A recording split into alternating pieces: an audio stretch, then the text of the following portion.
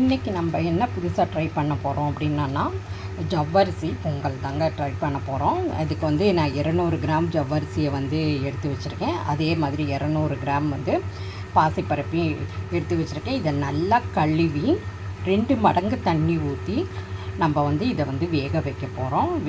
5 whistle விட போகிறோம்.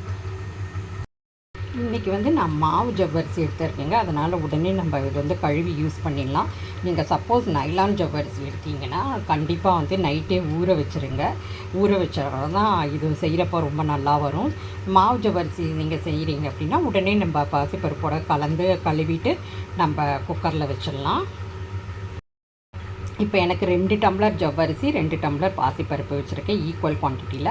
அதனால் வந்து 4 டம்ளருக்கு வந்து நான் வந்து 8 டம்ளர் தண்ணி வச்சுருக்கேன், டபுள் மடங்கு வச்சுருக்கேன்.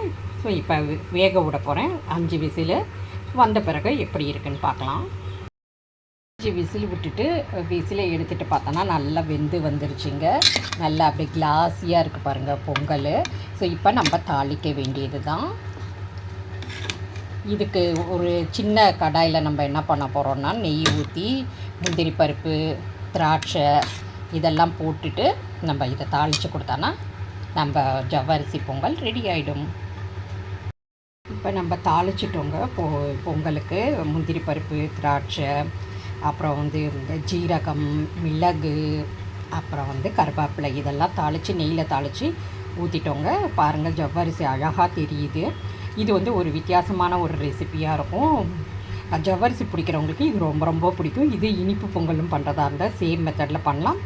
உப்புக்கு பதிலாக நீங்கள் வந்து வெல்லத்தை போட்டு கரைச்சி ஊற்றி நல்லா கொதிக்க வச்சோன்னா ஸ்வீட் பொங்கலும் ரெடி ஆகிடும். இது வந்து ஒரு டிஃப்ரெண்ட்டான ஒரு வெர்ஷனாக இருக்கும். இந்த வீடியோ உங்களுக்கு பிடிச்சிருந்துச்சுன்னா லைக் பண்ணுங்கள், கமெண்ட்ஸ் பண்ணுங்கள், ஷேர் பண்ணுங்கள். மறக்காமல் ட்ரை பண்ணி பாருங்கள். அதே போல் மறக்காமல் எங்கள் சேனலையே சப்ஸ்கிரைப் பண்ணிக்கோங்க. பெல் பட்டனையும் ஆல் பட்டனையும் எனேபிள் பண்ணிக்கோங்க. அப்போ தான் நாங்கள் போடுற வீடியோஸோட நோட்டிஃபிகேஷன் உங்கள் கவனத்துக்கு வரும். உங்கள் வேல்யூபிளான டைமை ஸ்பெண்ட் பண்ணி எங்கள் வீடியோஸ் எல்லாம் பார்க்குறதுக்கு ரொம்ப ரொம்ப நன்றிங்க. மேலும் ஒரு புதிய ரெசிபியோடு உங்களை வந்து மீட் பண்ணுறேன். நன்றி, வணக்கம்.